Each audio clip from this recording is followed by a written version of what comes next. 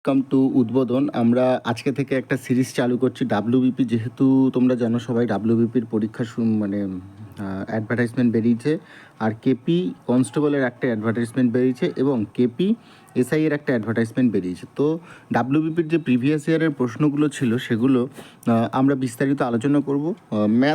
Math রিজনিংটা বিস্তারিত আলোচনা করব, আর জিকের অন্য একটা পার্ট আসবে জিকের জন্য। তো সময় নষ্ট না করে চলো আজকে শুরু করা যাক। কি বলছে দেখো, ফার্স্ট প্রশ্ন। আচ্ছা, এটা বলে দিও, এটা হচ্ছে 2013-র প্রশ্ন, ঠিক আছে? এটা 2013-র একটা প্রশ্ন। এই যে দেখো, ডাব্লিউবিপি কনস্টেবল 2013, ঠিক আছে? 2013-র প্রশ্ন। তো 2013-র প্রশ্ন আমরা আজকে শুরু করব। আমি এটা ডাউনলোড করেছি কলম থেকে, তোমরাও চাইলেও তোমরা ওখান থেকে করতে পারো।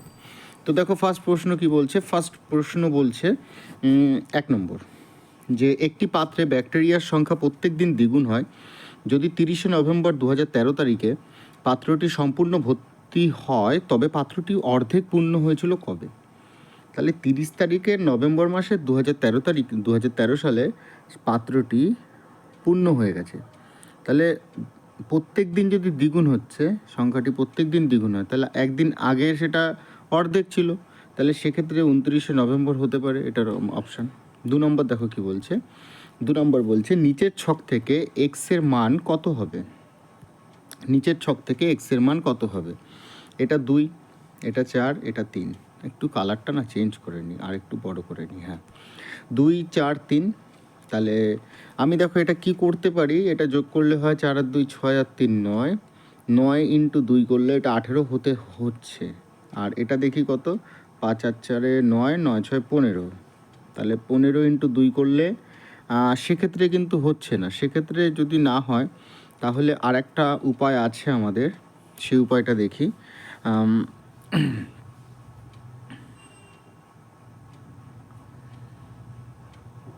দেখো, আরেকটা উপায় যেটা আমার মাথায় এক্ষুনি আসছে, সেটা হচ্ছে দেখো, এই 3 আর 4 কত হয় 12, আর এই 3 দুগুণি কত হয় 6। তাহলে 6 আর 12 যোগ করলে 18। তা 5 6 কত হয় 30, আর 4 6 কত 24, 30 আর 24 54। তা এটা হবে 4 দুগুণি 8, আর 3 দুগুণি কত হবে 6। সেক্ষেত্রে এটা হয়ে যাবে অ্যান্সার 14। বোঝা গেল? 3 নম্বর অঙ্কটা। 3 নম্বরটা দেখি। 3 নম্বরটা বলছে দার্জিলিংকে লেখা হচ্ছে FCT এরকম। তা একই হিসেবে গভর্নমেন্টকে কী লেখা হবে?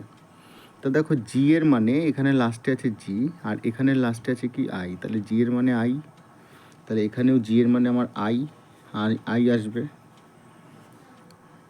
এখানে সি, এখানে ও, এখানে ও নেই, এখানে এ আছে। আচ্ছা, এখানে ই আছে, ই, ই এর মানে হচ্ছে জি। তার মানে এই 3 নম্বর, লাস্টের থেকে 3 নম্বরে ই এর মানে হচ্ছে জি। তাহলে এটা তো আমার কেটে গেল, লাস্টে থেকে 3 নম্বরে জি আসবে। তাহলে জি আসছে, আই দিয়ে শুরু হচ্ছে, জি আসছে। এবার দেখো এখানে চেঞ্জ কোনটা আছে, আই ও। আই সব কটার ঠিক আছে, ও সব কটার, কিউ ঠিক আছে, এক্স ঠিক আছে, জি ঠিক আছে। আচ্ছা, পি আর টি এর মধ্যে একটা কনফিউশন হচ্ছে, তারপরেরগুলো সব নর্মালভাবে। তার মানে আমার 1 2 3 4, চারটে, 1 2 3 4, মানে আর এর মানে আমাকে বার করতে হবে। তাহলে আর এর মানে এখানে দেখো টি, তাহলে আর এর মানে টি। আর দেখো জি ও ভি ই আর, আর এর মানে টি। এখানেও দেখো আর এর মানে টি 3 নম্বরে, তাহলে আর এর মানে টি দেখো একটা আছে, আর এর মানে টি, এই যে আর এর মানে টি। তাহলে সি হচ্ছে আমার অপশান, এটা আর করতে হলো না। বোঝা গেল? 4 নম্বরটা দেখো, বলছে জি এর কাছ থেকে এফ এর থেকে, আচ্ছা জি এর কাছে এফ এর থেকে কম কিন্তু এস এর থেকে বেশি টাকা আছে। জি এর কাছে এফ এর থেকে কম, তার মানে এফ বেশি আছে, কিন্তু এস এর থেকে বেশি টাকা আছে। তাহলে এস এর থেকে বেশি টাকা আছে, তাহলে জি এর টাকাটা ঠিক এই রকম অবস্থায় থাকবে, এটা উপরের দিকে আর এটা নিচের দিকে। তারপর বলছি ই এর কাছে জি এর থেকে বেশি আছে, ই এর কাছে জি এর থেকে বেশি আছে কিন্তু এফ এর থেকে কম আছে, তাহলে ই এখানে। বলছে সব থেকে গরিবকে, কিন্তু এফের থেকে কম টাকা আছে। হ্যাঁ, সব থেকে গরিবকে, তাহলে সব থেকে গরিব হচ্ছে এস, 4 জনের মধ্যে। 5 নম্বরেরটা বলছে নিচের কোনটি বেমানান, নিচের কোনটি বেমানান। তা আমি যদি এটাকে করি, তাহলে এইটা করলে আমার এরকম আসবে 0.909, যেহেতু নিচে হাজার আছে, এই পরেরটা তো 9.09, এটা করলে আসবে আমার 9.09, আর এটা করলেও আসবে আমার 9.09, ঠিক আছে। তা ওই ফার্স্টেরটাই আমার বেমানান আছে, বাদ বাকি সব কটাই 9.09 আসবে। এটা গেল 5 নম্বর। 6 নম্বরটা দেখি। 6 নম্বরেরটা বলছে গর্ভাবস্থায় ভ্রূণের লিঙ্গ নির্ধারণ কি সম্পূর্ণভাবে নিষিদ্ধ করা উচিত? অবশ্যই, হ্যাঁ অবশ্যই, যুক্তি 1, এটা তো হবেই। এবার বলছে না, প্রত্যেকের অনাগত শিশু সম্পর্কে জানার অধিকার আছে।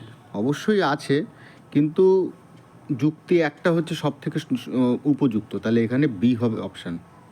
প্রত্যেকেরই আছে, কিন্তু যদি এই প্রত্যেকেই যদি জেনে যায় তাহলে তো কন্যা ভ্রূণ সংখ্যা বাড়বে না, তা সেক্ষেত্রে যুক্তি 1 হচ্ছে সম্পূর্ণ, ঠিক আছে।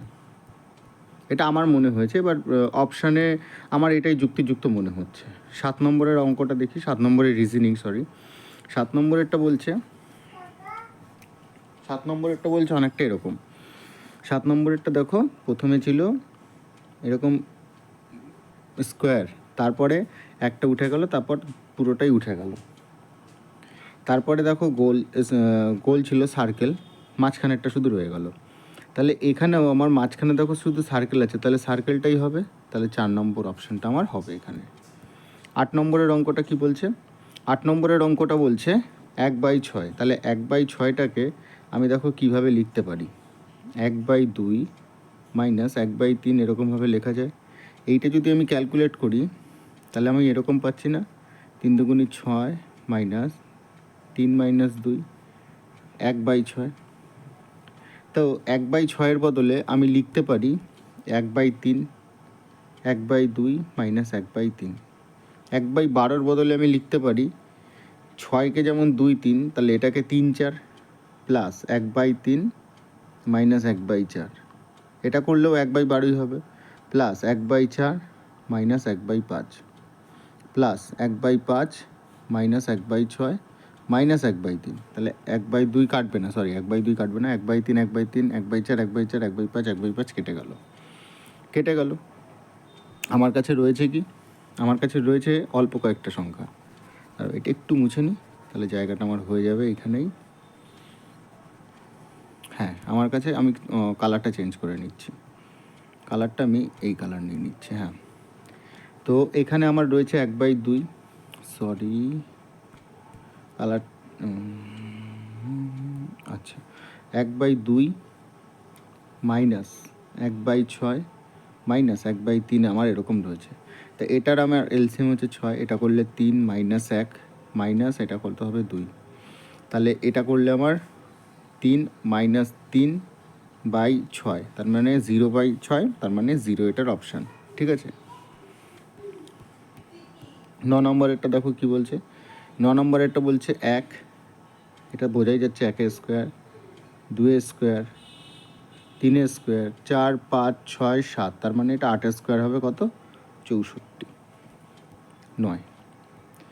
এবার 10 অঙ্ক নেই, 11তে 12তে অঙ্ক নেই, 13তেও 14তে অঙ্ক নেই, 15তে অঙ্ক নেই, হ্যাঁ 15তে অঙ্ক নেই, 16তে অঙ্ক নেই, 17তে নেই, 18তে একটা রিজনিং আছে। এ দেখো, প্রথমে হচ্ছে এ, তারপরে হচ্ছে এফ, তারপরে হচ্ছে কে পি। তাহলে এ থেকে এফে যদি যাচ্ছে A, B C D E 4টে, তারপর এফ থেকে K, G H I J K, তারপরে পি, তাহলে পি এর পরেও 4টে হবে, P Q R S T U, U দিয়ে শুরু হবে, তার মানে এই দুটো তো কেটে গেল, ইউ দিয়ে শুরু হবে। এবার দেখো এখানে সি আছে, সি এর পরে এইচ আছে, তাহলে সি এর পরে কী আছে, D E F G H, তাহলে আর এর পরে কী হবে, আর এস টি ইউ ভি, তাহলে ডাব্লু হবে, তাহলে ইউ ডাব্লু এটার অ্যান্সার, ঠিক আছে। 18 নম্বর। এরপরে 19 নম্বর, 19 নম্বরে অঙ্ক নেই। 20 নম্বর দেখি, 20 নম্বরে নেই, 21-এ নেই।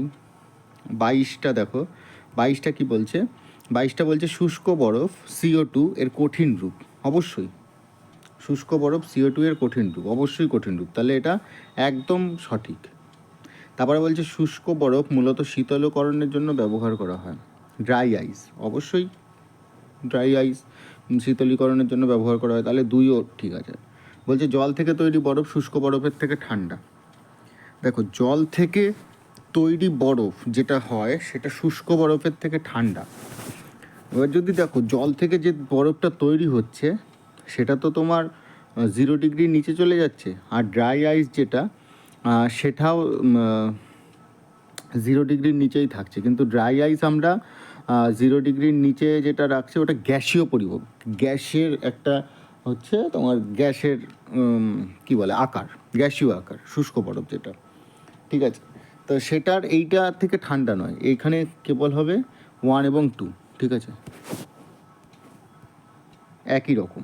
হ্যাঁ, এবার তোমার মনে, এবার দেখো এখানে একটু অসুবিধা হতে পারে, জল থেকে তৈরি বরফ শুষ্ক বরফের থেকে ঠান্ডা, জল থেকে, হ্যাঁ এটা অবশ্যই ঠান্ডা। তাহলে এখানে দেখো, এখানে না 1 2 3 এখানে 3টেই হওয়া উচিত, অবশ্যই ঠান্ডা সেটা, কেননা সেটার একটা কঠিন ভাব, এটা গ্যাসের ভাব না, কঠিন গ্যাসীয় না, গ্যাসটা নেই।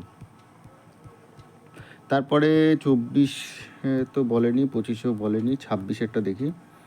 26এরটা তো আচ্ছা পলিটির কোশ্চেন। 27 28, 28-এ নেই, 29 নেই, 30 31 32 নেই, 33 নেই, 34 নেই,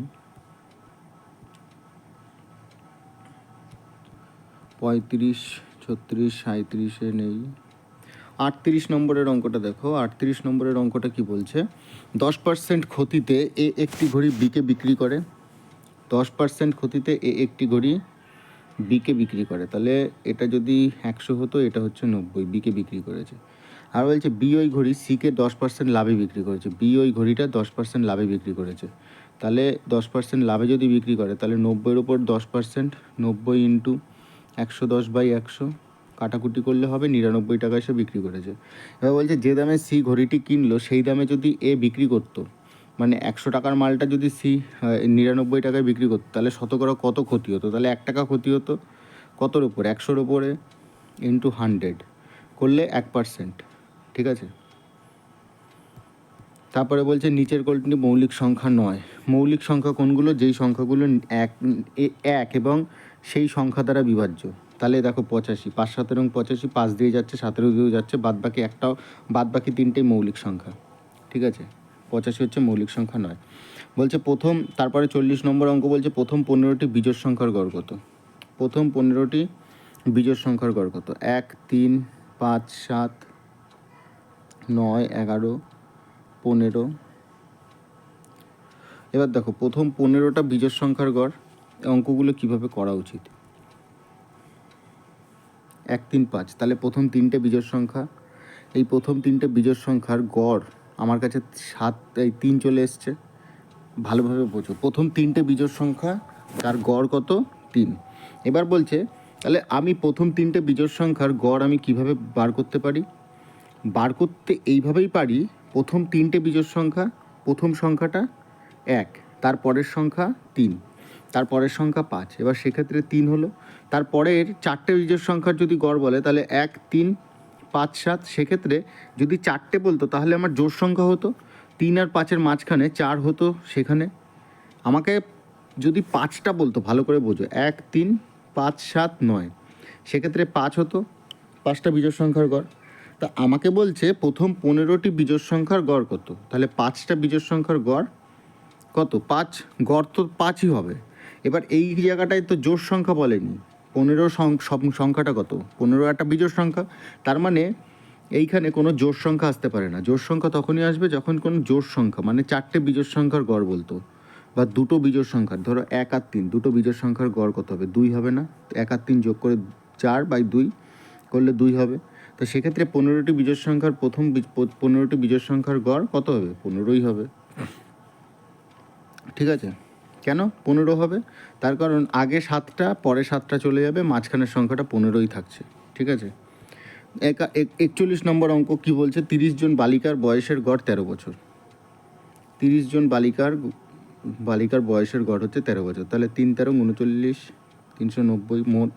বলছে তাদের মধ্যে প্রথম 18 জনের গড় বয়স 15, 18 জনের গড় বয়স হচ্ছে 15, তাহলে 18 ইন্টু 15 করলে কত হবে, 5 18 5 8 40, 4 হাতে শূন্য, হাতে আমার 4, 8 5 13 আর 4 17 7, হাতে 1 2 270। ডিফারেন্স করলে কত হচ্ছে? ডিফারেন্স করলে হচ্ছে আমার 120। 120টা 18টার সংখ্যা তো চলে আসলো, তাহলে 12টা মেয়ে বালিকা আছে, তাহলে 12 জনের মোট বয়স যদি 120 হয়, তাহলে গড় বয়স কত হবে? 10 বছর। এইভাবে একটা করা যেতে পারে, ঠিক আছে।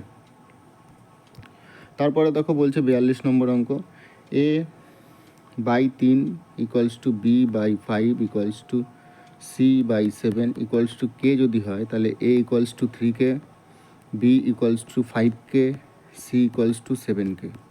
তো এখানে ABC বলেছে, তাহলে 3 + 5 + 7 বাই বি কত? বি হচ্ছে 5, তাহলে 15/5 করলে আমার 3 বেরোবে, এটার অপশান 42। 43 নম্বর অঙ্কটা দেখো। 43 নম্বর অঙ্কটা কি বলছে? 2.04 দামে প্রতি কিলোগ্রাম গমের সাথে কালারটা একটু চেঞ্জ করে নিই। 2.04 দামে গমের সাথে 2.88 গম কি অনুপাতে মেশালে প্রতি কিলোগ্রাম মিশ্রিত গম হবে 2.52। তা বড়টা থেকে মাঝারিটা মাইনাস হবে, মাঝারিটা থেকে ছোটোটা মাইনাস হবে। তা এটা মাইনাস করলে আমার হচ্ছে 6 3.36, আর এটা মাইনাস করলে হচ্ছে 0.48। পয়েন্ট উঠলো, 12 দিয়ে কাটলে এটা 3, 12 দিয়ে কাটলে এটা 4, তাহলে 3:4 হচ্ছে এটার অ্যান্সার 43। ঠিক আছে। এরপর 44 নম্বর অঙ্ক দেখি। 44-এ অঙ্ক আছে। 44 নম্বর অঙ্কটা কি বলছে? 44 নম্বর অঙ্কটা বলছে এ এবং বি একটি ব্যবসায় 3:2 অনুপাতে বিনিয়োগ করে। এ, কালারটা একটু চেঞ্জ করে নিতে হবে। এ বি 3:2 অনুপাতে বিনিয়োগ করে। ওরা মোট লাভের 5% দান করে এবং এর মূলধনের পরিমাণ এত হলে, তাহলে 100 টাকা লাভ হলে 5% দান করছে, 95 টাকা ওদের মধ্যে বন্টন হচ্ছে। তাহলে আমার 5-5-এর ভ্যালু কত? 95। 19 গুণ, তাহলে 3 19 কত? 57, আর 2 19 কত? 38। তাহলে এই 57-র যে ভ্যালু, 57-র ভ্যালুই তো বলছে আমার 4,275। তাহলে মোট লাভ কত? 57-র ভ্যালু আমার 4,275 হলে 100%-এর ভ্যালু কত? তাহলে এবার ভালোভাবে দেখো। 57 3 দিয়ে কাটবে, 3 দিয়ে কাটলে এটা হচ্ছে 19, 3 দিয়ে কাটলে এটা 3 একে 3, 4 একে 2 12, 3 4 12, 1425। তাহলে 19-এর ভ্যালু হচ্ছে 1425। 19 দিয়ে কাটি, 19 ইন্টু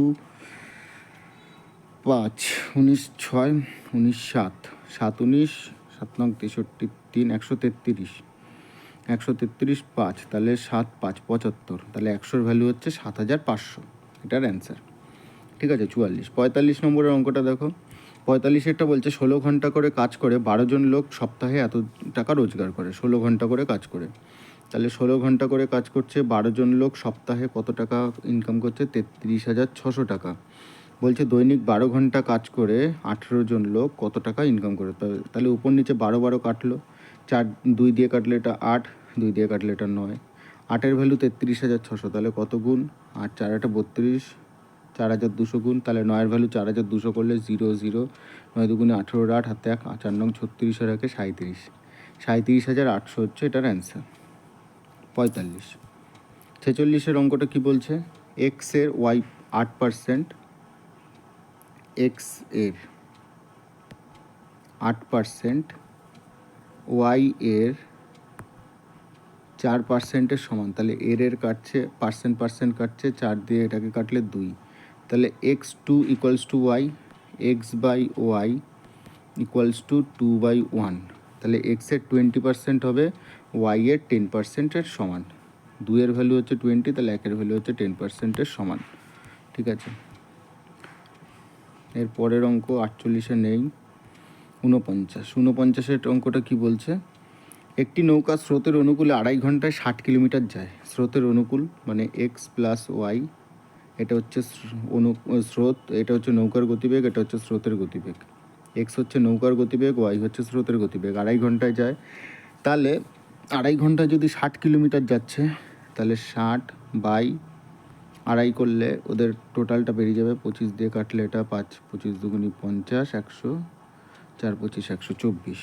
আর ফেরার সময় একই দূরত্ব 3 × 3 = 4 ঘন্টায় আসে, ফেরার সময়, মানে এটা যদি অনুকূল হয় তাহলে ফেরার সময় নিশ্চয়ই এটা প্রতিকূল হবে, এক্স মাইনাস ওয়াই হবে। তাহলে 60/3×3=4 মানে হচ্ছে 15/4, 15 ইন্টু 4 করলে 4×4=16। এক্স প্লাস ওয়াই এর মান আমার বেরোলো কত? 24। এক্সটা হচ্ছে আমার নৌকার গতিবেগ, ওয়াই হচ্ছে স্রোতের গতিবেগ। বলছে নৌকাটির গতিবেগ কত? তাহলে এখানে আমার একটা 24, একটা 16। তাহলে এখানে ওয়াই কেটে যাচ্ছে, 2x এর মান আমার বেরোচ্ছে 40, এক্সের মান আমার বেরোচ্ছে 40/2 করলে 20, 49। 50 নম্বরের অঙ্কটা কী বলছে? 50 নম্বরেরটা বলছে টাকায় 10টি করে আপেল বিক্রি করে এক বিক্রেতা 40% লাভ করেন। তিনি টাকায় কতগুলো আপেল কিনেছিলেন? তাহলে 10টি করে টাকায়, 1 টাকায় 10টি করে আপেল বিক্রি করে সে 40% লাভ করছে, তার মানে 140%। তিনি টাকায় কতগুলো কিনেছিলেন? তিনি টাকায় কতগুলো কিনেছিলেন? তাহলে 100 ইন্টু 1 ইন্টু টাকায় কতগুলো কিনেছিলেন, 2 শূন্য 2 শূন্য কেটে গেল, টাকায় তিনি 14টা কিনেছিলেন। 14টা কিনে সে 40% লাভে বিক্রি করছে, ঠিক আছে?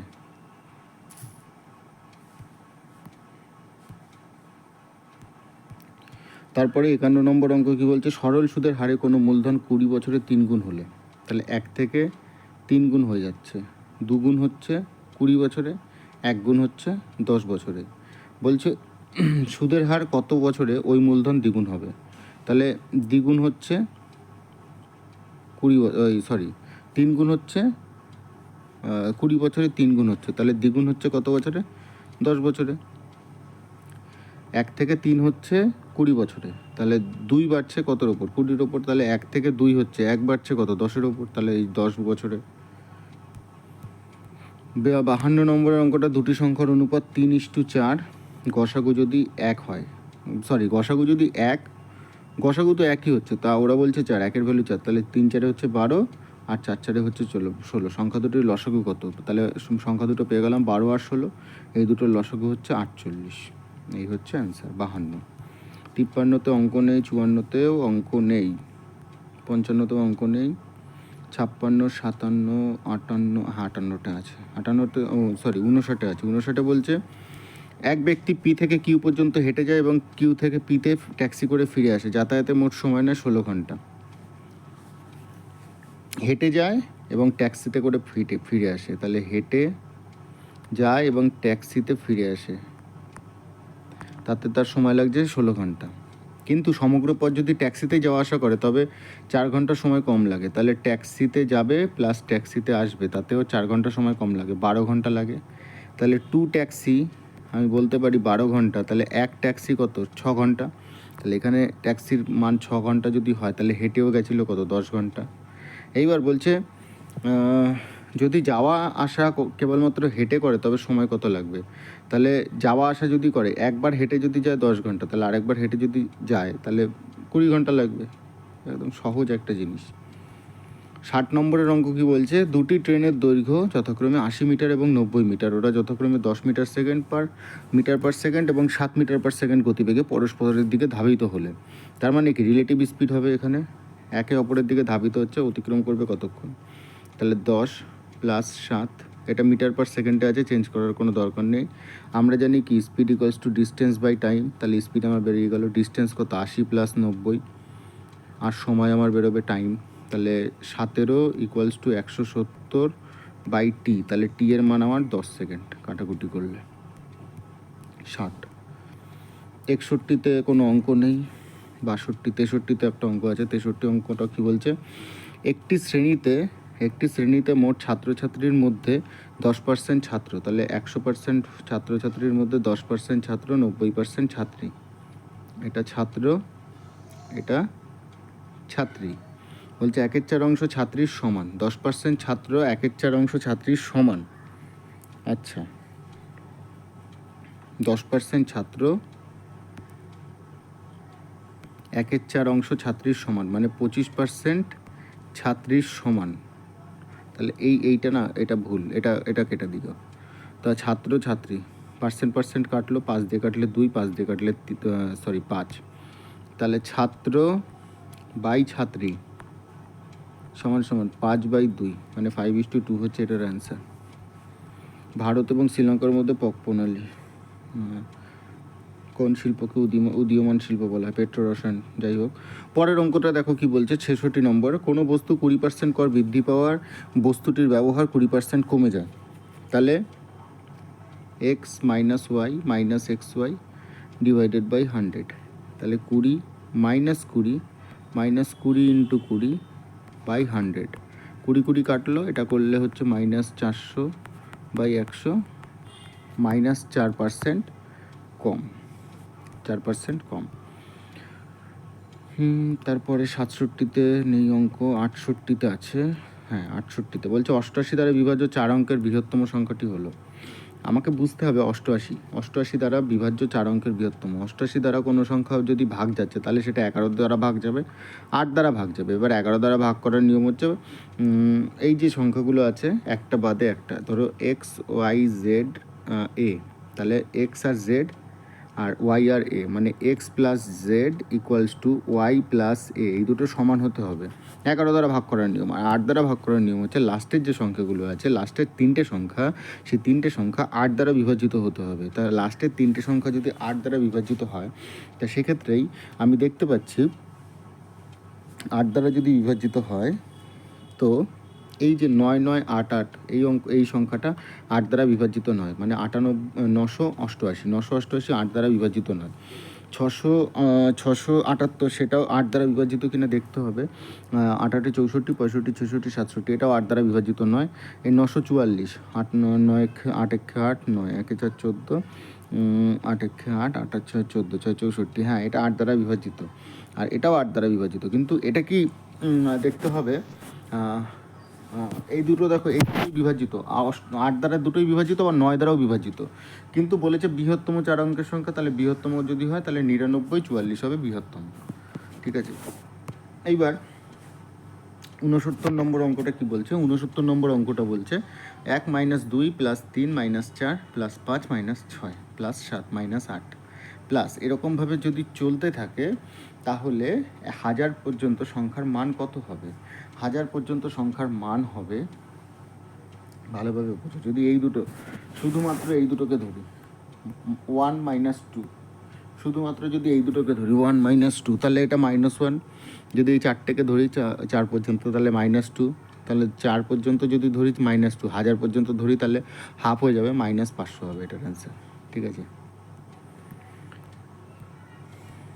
তারপরে কি বলছে 70 নম্বরের অঙ্ক, D/5, G/9, J/14, M/20, তারপরে একটা কী হবে? তাহলে ডি এর পরে, তাহলে ডি এর পরে দেখতে হবে জি কত পর্যন্ত, D, E, F, G, I, G. ঠিক আছে,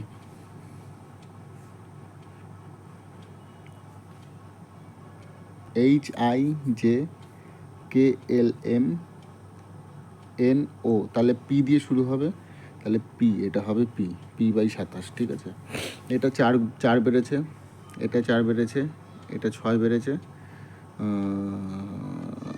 সরি, এটা 4 5, এটা 6, এটা 7 বাড়বে, তাহলে P/27 হবে এটার অ্যান্সার। 70, 71 72 73 74-এ নেই অঙ্ক। 75-এ একটা অঙ্ক আছে, বলছে কোনো বিক্রেতা 36টি লেবু বিক্রি করলে 4টি লেবুর বিক্রির দামে ক্ষতি হয়।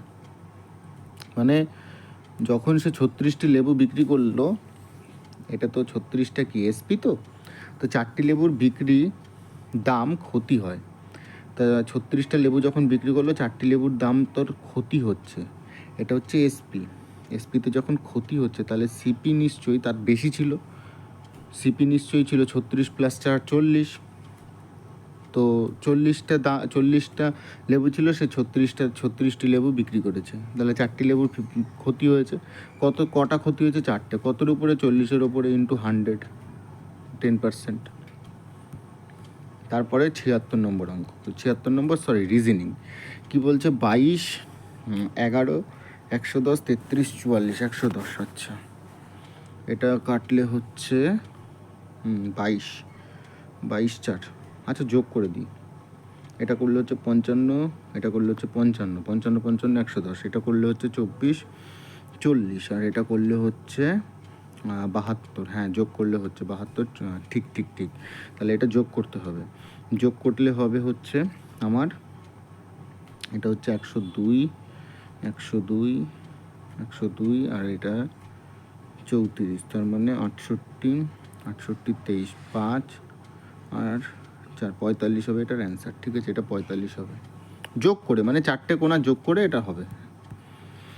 78 নম্বর অঙ্ক বলছে কোনো সংখ্যাকে ক্রমান্বয়ে 5, 6, 7 দ্বারা ভাগ করলে যথাক্রমে 2, 3 ও 4 ভাগশেষ থাকে, সংখ্যাটি হলো কত? 4 দ্বারা যখন ভাগ করবে তখন 2 ভাগশেষ থাকবে, 5 দ্বারা ভাগ করলে, 6 দ্বারা ভাগ করলে 2, 3, 4, দেখো প্রতি ক্ষেত্রে 2 ভাগশেষ থাকছে। হ্যাঁ, মানে 2 হচ্ছে ডিফারেন্স। তাহলে 4, 6, 5-এর আমাকে কী করতে হবে? এই অঙ্কগুলোর ক্ষেত্রে আগে এলসিএম নিতে হবে। 4, 5, 6, 4, 5, 6-এর এলসিএম আমি যতদূর দেখতে পাচ্ছি এটা হচ্ছে 60। তা 60 হবে না, 60-এর পরে আর একটা সংখ্যা, মানে 60-এর ডবল 120, 120, 240, 240ও হচ্ছে না, 240 কাছাকাছি কিছু নেই। ঠিক আছে, সরি 60, হ্যাঁ 60, 4, 15, হ্যাঁ 60, 240, তারপর 60-এর 360, 6, 7, 420, 8, 680, সরি 480, 480। কোনো সংখ্যাকে ক্রমান্বয়ে 4, 5, 6 দ্বারা ভাগ করলে যথাক্রমে 2, 3, 4 ভাগশেষ থাকে, সংখ্যাটি হলো কত?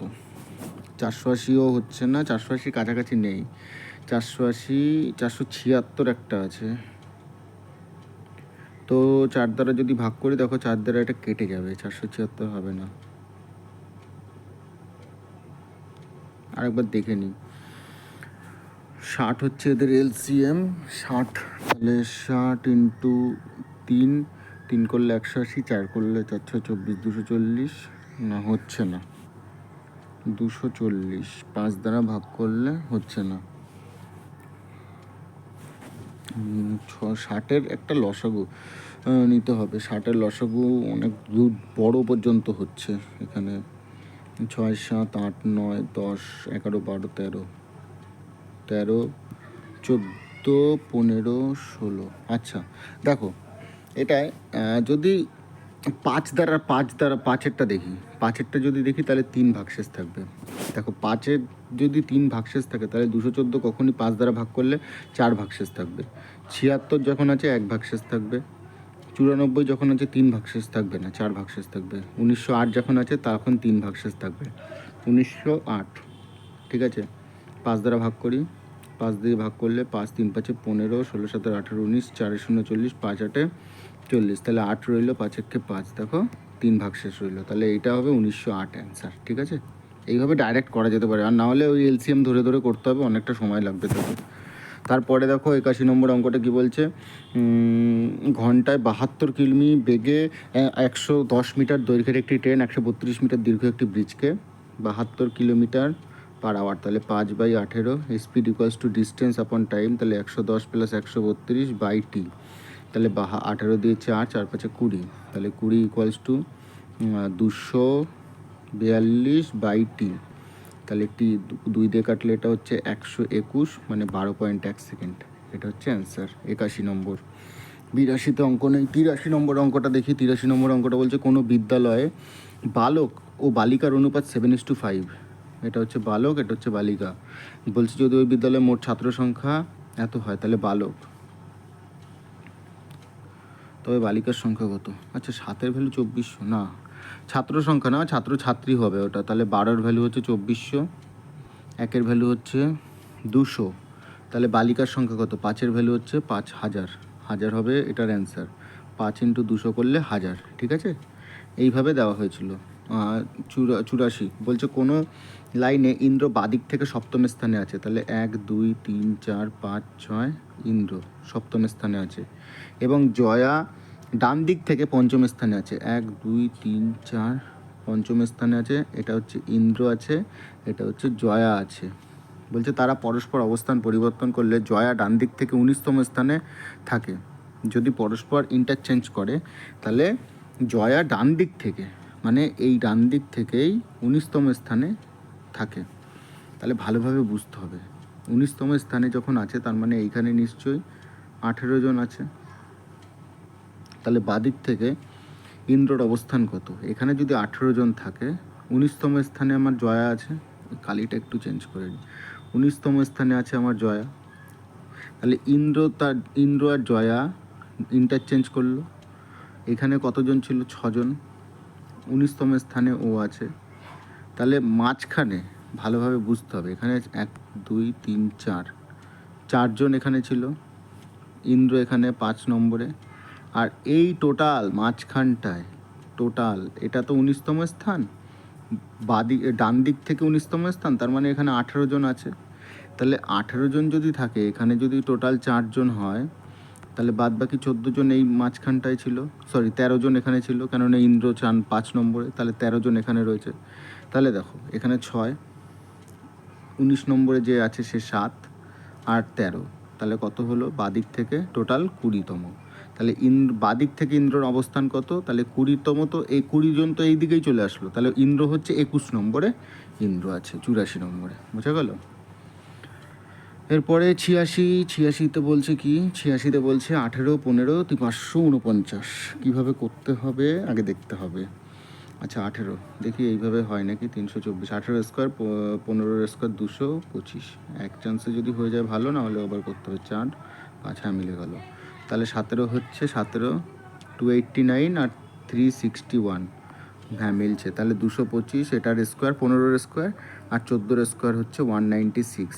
9 6 11, 6 5 11, 9 10 11, 12 2 হাতে 1, 2 2 3 4, 421 হবে এটার অ্যান্সার। মানে 18 আর 15 জাস্ট স্কোয়ার করে দেখলাম এটা মিলছে কি না, আর কিছুই নয়।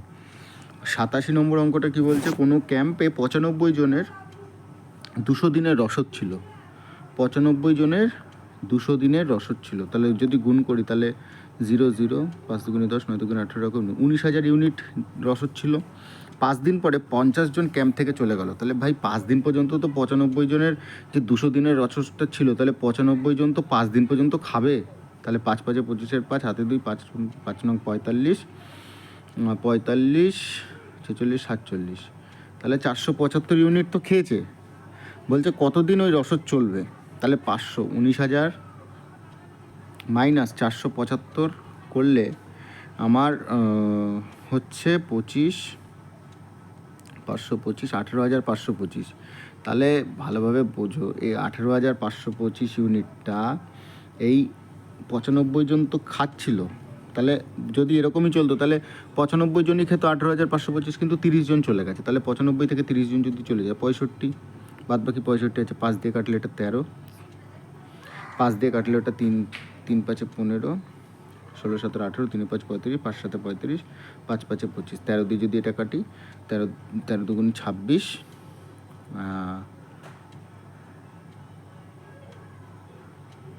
13 দুগুণে 26, 26 110, 5 তেরং 65, 6 তেরং 71, 7 তেরং 91, 8 তেরং 104, তাহলে 7 তেরং 91। আচ্ছা এই জায়গাটায় না কিছু একটা কাটাকুটিতে বোধহয় ভুল হলো। 5 5 25, 5 হাতে 2, 5 9 45, 46 47, ঠিক আছে। 500 475, 525, 18,525, ঠিক আছে।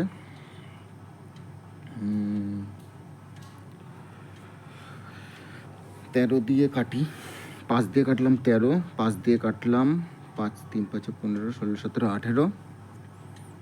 একবার দেখে নিতে হবে এই জায়গাটা, বোধহয় কিছু একটা ভুল হচ্ছে।